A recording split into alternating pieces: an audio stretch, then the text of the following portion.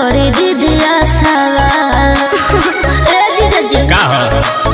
अरे लेके रावा किस जीजा मिस देने गाल होई गइल लाल करे दीदिया सवाल कुछ ना हुई परहेज कोई करे सिगरेट से डूबल पेट से सिगरेट से कि तहर दीदी के पटौनी चॉकलेट से तोहर दीदी के पटौनी चॉकलेट से चलो तोहके घुमाई दी बुलेट से हम ना जा चलो तोहके घुमाई दी बुलेट से तब फिल्म देख के आवे के तनी लेट से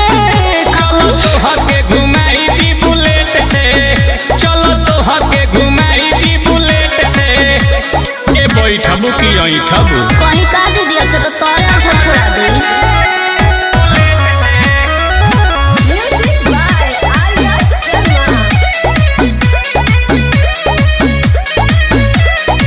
लगी न साले से काहे हटी न हाले से अरे रे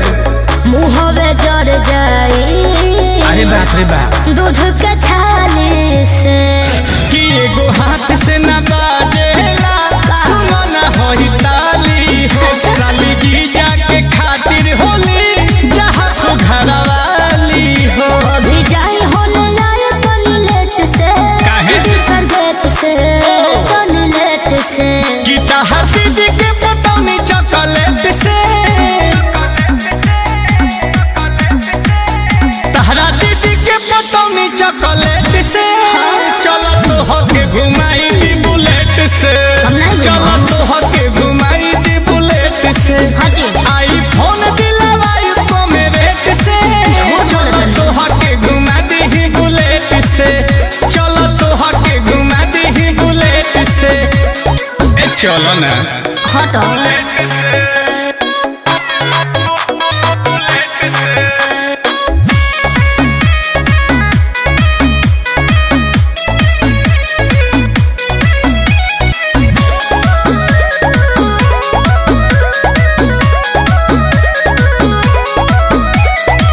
रहवा से जबर बा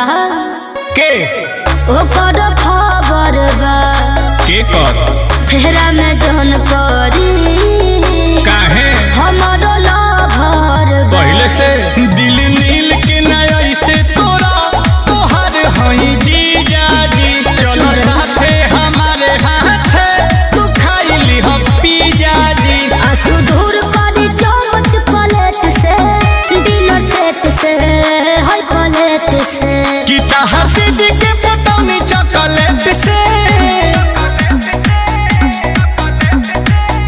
तोहर दीदी के पटौनी चॉकलेट से चलो तोहके घुमाई दी बुलेट से बोलाई कि का चलो दीदी? तोहके घुमाई दी बुलेट से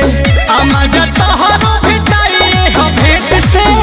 चलो तोहके घुमाई दी बुलेट से कि चलो तोहके घुमाई दी बुलेट से अरे का फिल्म बारू पेट्रोल पंप अपने बा तेल के कमी ना होई हाँ तो चली